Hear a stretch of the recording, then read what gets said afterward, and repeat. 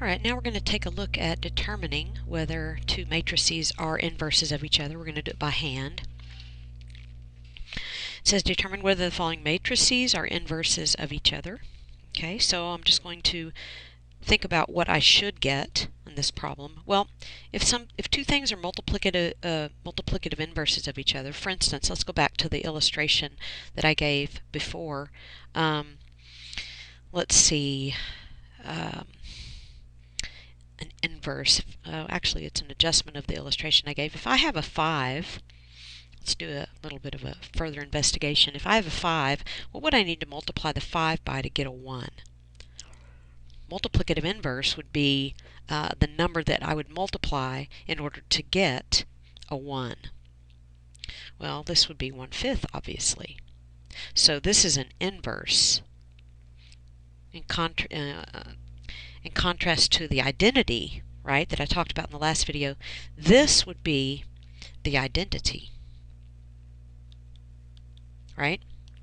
So the red one is the inverse, this 1/5 is the inverse, and then the 1 is the identity. So if these are inverses of each other, then I should get an identity matrix. So let's see if we do.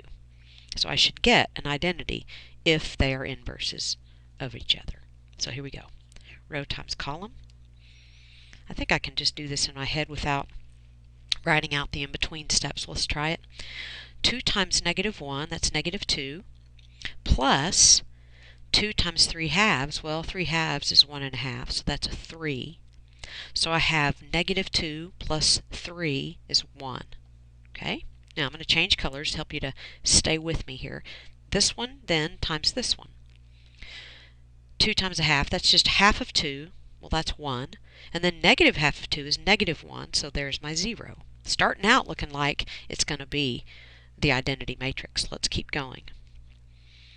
This times this. 6 times -1 is -6, plus 4 times -3, 4 times 3/2 is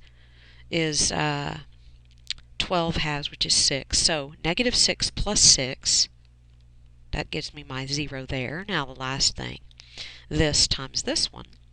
Half of 6 plus -half of 4. Well, half of 6 is 3, plus -half of 4 is 2.